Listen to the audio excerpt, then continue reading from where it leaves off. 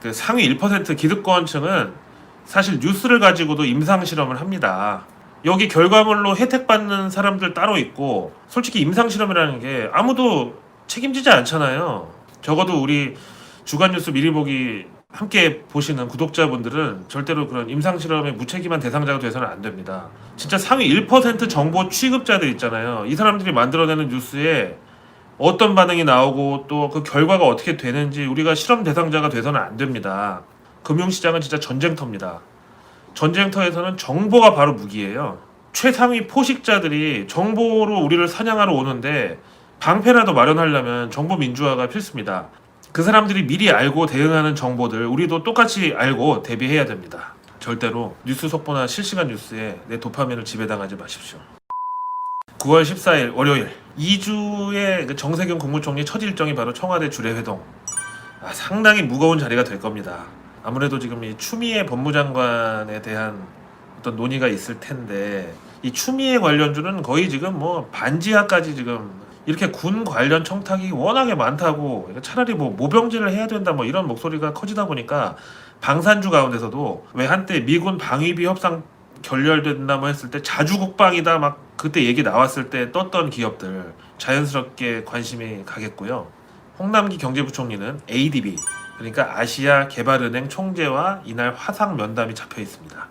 보나마나 뭐 한국 정부 부채 상승률 가파르다, 이번 4차 추경을 했을 때 재정 건전성에 대한 뭐 지적 이런 게 나올 텐데, 거기다 또 현재 ADB 총재가 일본 전 재무관이에요. 우리로 하면은 윤증현 씨 정도? 이 정도 거물급이거든요. 이름이 아사가와 뭔데? 까먹었어요. 아사가와 니가사와? 아닌가? 하여튼 그런데 지금 안 그래도 뭐 스가 요시히데 취임 앞두고 있고 어쩌고 하니까 한국 재정부채 가지고 또 훈수 한마디 두겠죠. 이런 날은 경기 방어주를 포트폴리오에 비중 확대하는 계기로 삼아도 좋다. 자, 이날 산업부는 WTO 사무총장 선거에 이번에 유명희 통상교섭본부장 출마했잖아요. 미국에 공식 선거 캠페인 하러 가시는데 여기 미국 출장을 서포트하는 자료를 배포합니다. 스가 요시히데 총리 시대에 한국 출신 WTO 사무총장이라는 자리가 솔직히 만만치 않겠죠. 유명희 본부장이 WTO 사무총장이 되면 이거는 뭐 유불리를 따질 필요 없이 당연히 한국에는 개이득 아니겠습니까? 그리고 이날 조선해양의 날을 맞이해서 유공자 표창장 수여식을 열고 오후에는 보도자료가 하나 준비 중인데 제목은 우리 국방, 우리가 만든 소재 부품으로 지킨다. 방산주가 또 관심을 가져볼만 하겠네요. 이날 여러모로 해외 일정으로는 일본의 7월 광공업 생산, 유로존의 7월 산업 생산, 그 다음에 오페크 월간 보고서 나옵니다. 9월 15일 화요일로 갑니다. 이날 청년의 날 맞이해서 정부가 청년 정책 컨퍼런스를 개최하고 정세균 총리가 축사를 맡을 예정인데요. 지금 우리나라 청년들한테 가장 부족한 게 바로 일자리, 그리고 미래에 대한 비전이겠죠. 스타트업, 벤처, 결국은 이쪽으로 육성을 해야 됩니다.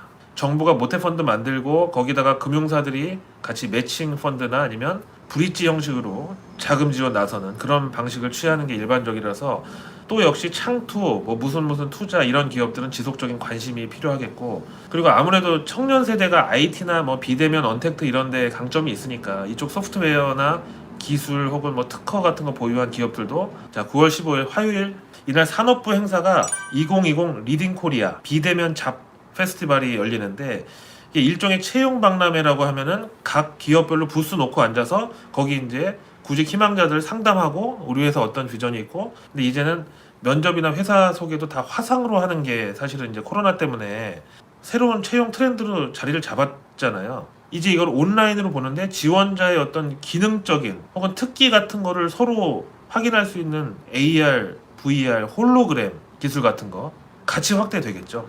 이날 추석 연휴 대비 전기 가스 시설 특별 안전 점검이 있을 예정인데, 뭐 매년 있는 뻔한 연례 행사 아니냐라고 하실 수 있는데 지금 사실 코로나 상황이라 안전 보건 이런 쪽에 굉장히 민감합니다. 그리고 또 재택이나 실내 근무도 많기 때문에 그 어느 때보다 당국에서 철저하게 관리 감독할 수 있거든요. 왜 지난 강릉 펜션 가스 누출 때 학생 3명인가 4명이나 죽었잖아요.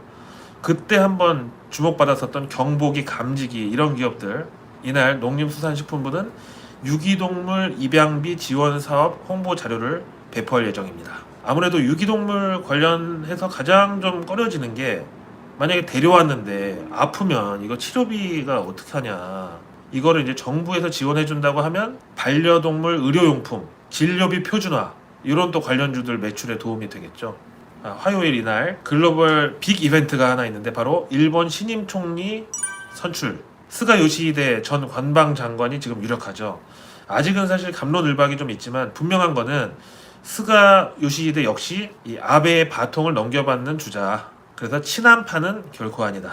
스가 수혜주를 찾으려면은 일단은 1차원적으로는 애국주가 있겠고 또 일본에서 지방은행을 재편해서 보다 친기업적인 투자 환경을 만들고 그다음에 중소기업 기본법을 손봐서 이것도 역시 보다 적극적인 중소기업 지원책을 정부가 마련하는 이런 안이 떠오르고 있대요. 도쿄 증시에서 스가 수혜주로 꼽히는 기업 중에서 보니까 손정희 소프트뱅크 그룹 자회사 중에 SBI 금융계열사들 있잖아요. 그러면 이제 국내 기업 중에도 이 SBI로부터 투자받은 코스닥 기업들이 있는데 스가 총리 시대에는 유리할 수도 있겠다. 그런 일은 없길 바라지만 취임사에서 한일 관계만큼은 아베 총리의 기조를 이어받아서 흔들림 없이 전 정권의 기조를 이어나가겠다.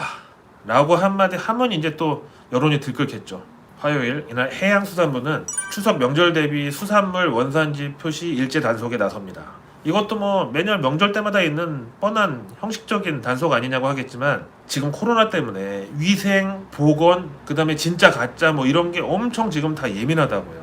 이제는 뭐 야채나 뭐 이런 신선식품부터 해산물, 수산물 다 온라인으로 들어갈 준비를 해야 됩니다. 결국 그러면 이제 고등어 한 마리도 온라인이니까 원산지 확인 안 된다.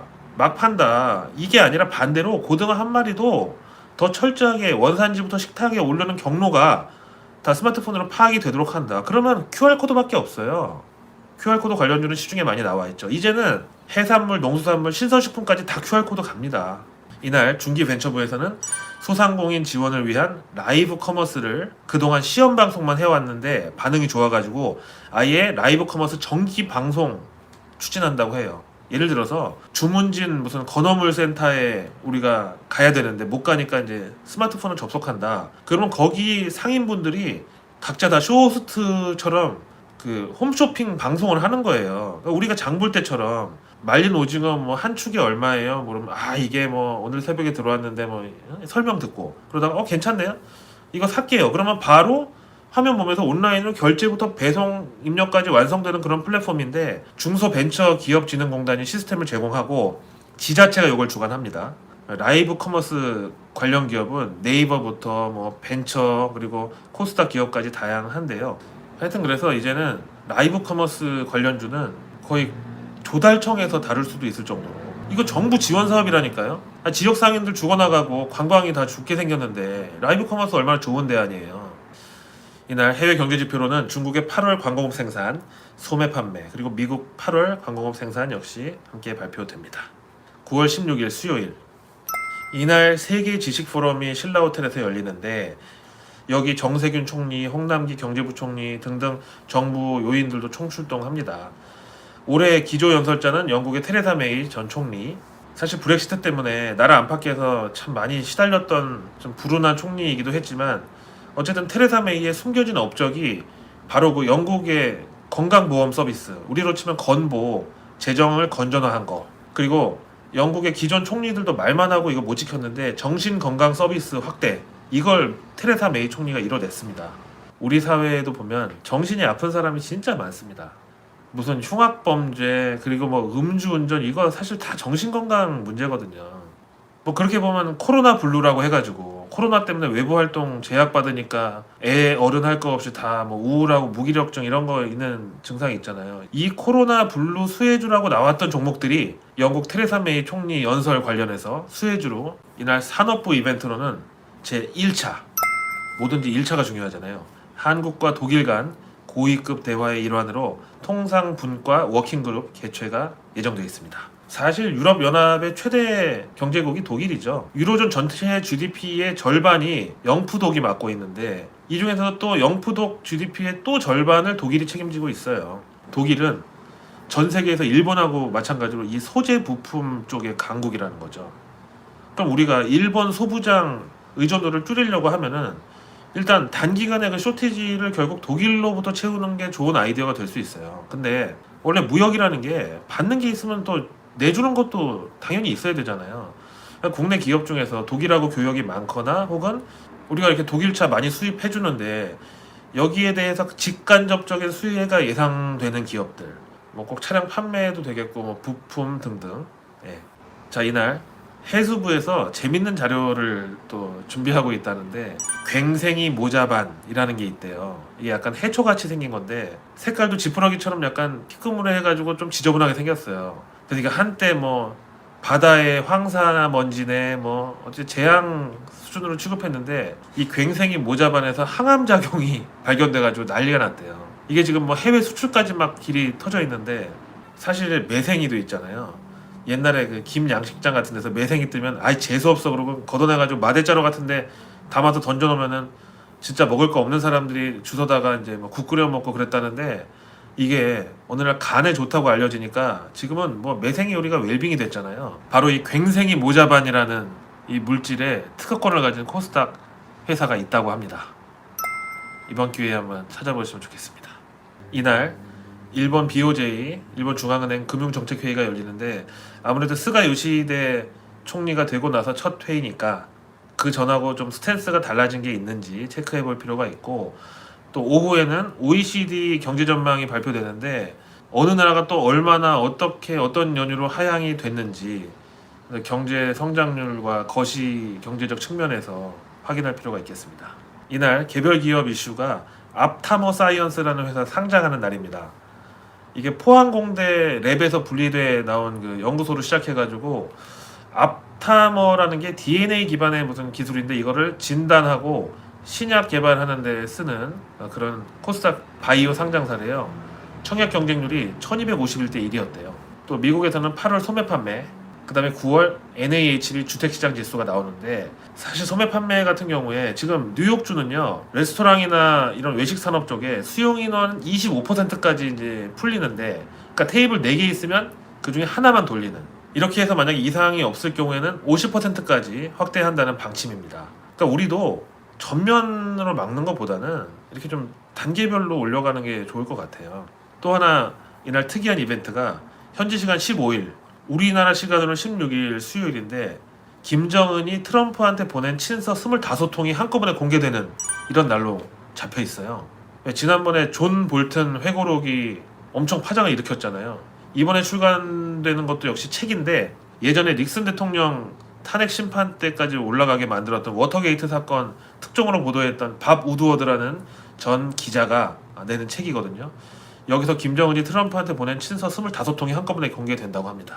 지금 트럼프 대통령이 재선을 위해서 슬슬 북한을 또 이용하고 있는데 내용 보면은 김정은은 우리가 생각했던 것보다 훨씬 더 또라이였고 그 다음에 우리가 겉으로 봤던 것보다 트럼프한테 훨씬 저자세였고 이렇게 나오고 있죠.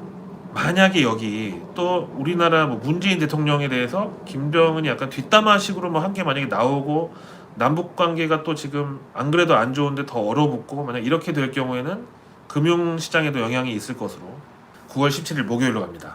홍남기 경제부총리가 주재하는 제3차 한국판 뉴딜 관계장관 회의가 예정돼 있습니다. 한국판 뉴딜 관련주 가운데서 뭐 옥석 깔기가 한창인데 저는 이제 완전히 시신경이 필요해가지고 이제는 뭐가 옥인지 석인지 거의 구분이 안 되는 착시 현상까지 나와 버렸거든요. 기재부하고 그린 뉴딜 국제 컨퍼런스 공동 개최도 잡혀 있는데 그야말로 한국판 뉴딜의 날이 되겠습니다. 목요일 농식품부에서는 동물보호법 시행령 개정안 입법 예고를 나서는데 대한민국 반려동물 인구가 1000만, 그러니까 4인 가족 한 집당 반려동물 한 마리가 같이 사는 거죠. 전 국민의 28%가 반려인. 근데 이 동물보호법은 동물 학대를 법으로 금지하는 법안이니까 인식표 뭐 이런 쪽에 직접적인 연관이 있겠죠. 그리고 이날 국제 종자 박람회가 열리는데 이번에는 온라인으로 개최됩니다. 종자, 씨앗, 비료, 농약 이런 게 에이 뭐까짓 거 뭐 비과학적인 것 같고 우스워 보이지만 이 식량 주권 문제에서부터 사실 우리한테는 남북 경협까지 스펙트럼이 굉장히 넓은 테마고요. 미국에서 이 종자 비료 관련 기업이 몬산토라고 있잖아요. 이게 3년 전에 그때 시총이 54조였어요. 지금 네이버보다 시총이 컸어. 이거를 또 독일 바이엘사에서 71조 원에 인수했습니다. 그래서 지금 몬산토 바이엘이에요. 그만큼 돈이 되는 거죠. 국내에도 이 종자 관련주들 있습니다. 국제 종자 박람회에 한국 종자 비료 농약 관련주들 얼마나 경쟁력이 있는지 한번 체크해 보시면 좋겠습니다. 해외에서는 미국 FOMC, 영국에서는 영란은행 기준금리 결정, 그 다음에 유로존 8월 소비자 물가지수가 발표됩니다. 9월 18일 금요일, 이날은 뭐 주말 분위기에 맞춰서 회의나 행사가 많은 날입니다. 기재부 수장 겸 경제부총리 홍남기 부총리는 한중일 재무장관 회의에 참석하고 낮에 G20 재무보건장관 합동회의에 참석하고 오후에는 ADB 아시아개발은행 연차총회까지 잡혀 있어요. 장관이 이렇게 하루에 행사 3개 뛰니까 기재부 차관은 혁신성장전략점검회의, 청년정책조정위원회, 한국판 뉴딜 법제도 개혁 TF팀 회의 이렇게 또 일정을 소화하고 이날 산업부에서는 8월 자동차 산업 동향이 공개됩니다. 사실 현대기아차가 상반기에는 코로나 때문에 길에 외제차가 잘 안 나와 있는 틈을 타서 그야말로 탄탄대로를 내질렀죠. 하반기에는 어떨지 알아볼 힌트가 좀 들어있을 것 같고요. 이날 외교부 행사 중에 빅 이벤트가 바로 특별여행주의보가 해제되는 날입니다. 지금으로 봐서는 또 연장될 가능성이 99.9%인데 만약에 이번에 이 특별여행주의보가 연장이 안 되고 진짜 그냥 종료가 되면은 난리 납니다. 당장 추석 때 해외여행 가겠다는 사람들이 갑자기 몰리면서 막 예약 막 마비되고 여행 항공 관련주들은 진짜 일주일 연속 상한가를 가도 이게 성에 안 차요. 하지만 지금 코로나 때문에 뭐 고향도 가지 말라는 지금 판국인데 지금 해외여행주의보가 풀릴 리가 없죠. 근데 또 생각해보면 이게 과연 언제까지 이럴까 좀 막막하기도 한데 오히려 이럴 때가 좀 체리 피킹의 기회가 아닌가. 제가 신사임당 라이브에서 이마트에 대해서 한 게 2월 중순이었는데 그때 10만원 깨질랑 말랑 할 때 10만원 밑에서 앞에 9자 붙었을 때는 무조건 사라. 10만원이면 락바텀. 이마트가 갖고 있는 전국 매장의 이 부동산 가치만 해도 10만원이면 무조건 완전 발바닥이다 뭐 했는데 지난주에 이마트 연고점 돌파해가지고 15만원 찍고 뭐 이런 거 보니까 확실히 밀짚 모자는 겨울에 사라는 증시 격언이 명언은 맞다. 근데 밀짚 모자는 겨울에 샀는데 빙하기였다. 그럼 밀짚 모자를 땔감으로라도 쓰면 된다. 하여튼 간에 그래서 이런 증시 격언이 뭐 여행 항공 업종에도 통할지는 모르겠지만 저는 그렇다고 봅니다. 이날 미국의 9월 미시간 로이터 소비자 신뢰지수 공개됩니다. 보통 경제지표가 한두 달 정도 지연된 기간의 데이터인데 이거는 우리가 현재 살고 있는 9월 소비심리 데이터라는 점에서 주목해보면 좋겠습니다. 임상실험이라는 게 바이오에만 있는 게 아닙니다. 대한민국 상위 1% 사람들은 뉴스를 가지고도 임상실험을 합니다. 자기들만 독점하고 있던 정보를 뉴스로 전파했을 때 과연 대중들이, 여론이, 그리고 투자자들이 어떤 반응을 보이는지 임상실험합니다. 우리가 이런 임상실험의 대상자가 돼서는 안 됩니다. 정보 민주화 통해서 그 사람들이 알고 있는 정보 우리도 미리 파악해야 됩니다. 무조건 실시간 뉴스 속보, HTS에 뜨는 종목 뉴스 보고 바로 이거다. 난 농업적 근면성으로 투자를 해서 성공할 거야. 절대 이길 수 없습니다. 돌격 앞으로 해가지고 달려나가서 싸우는 사람하고 이미 일주일 전에 정찰기 타고 드론으로 한 바퀴 돌고 와서 지형과 전장의 특성을 다 파악한 사람하고 싸워서 절대 이길 수가 없습니다. 우리도 일주일 전에 매주 일요일 밤에 저랑 같이 돌아보러 가시자고요. 다른 영상과 달리 주간 뉴스 미리 보기는 저한테도 상당한 품이 듭니다. 컨텐츠 진흥기금은 바로 그런 데 쓰입니다. 저한테 컨텐츠 진흥기금 고액으로 보내시는 분들은 야 이거는 전체 공개 컨텐츠가 아니야. 멤버십으로 해 라고 요구하시는데 그럴 때마다 제가 설득합니다. 제가 정보 민주화 하자고 앞장서겠다 라고 얘기해놓고 제가 돈 낸 사람들은 그 정보 보여주고 돈 안 낸 사람은 안 보여주면 그것도 모순이잖아요. 컨텐츠 진흥기금은 자율로 갑니다. 그리고 주간뉴스 미리 보기도 제가 맡아서 하는 이상은 절대 유료나 멤버십 없습니다. 자, 오늘 긴 시간 동안 시청해 주셔서 고맙습니다. 주간뉴스 미리 보기는 매주 일요일 저녁 8시에 방송되고요. 열심히 제가 밤에 편집해서 월요일 오전 중에 올려드립니다. 오늘도 주간 뉴스 미리 보기 함께 해주셔서 고맙습니다. 편안한 한 주 되시기 바랍니다.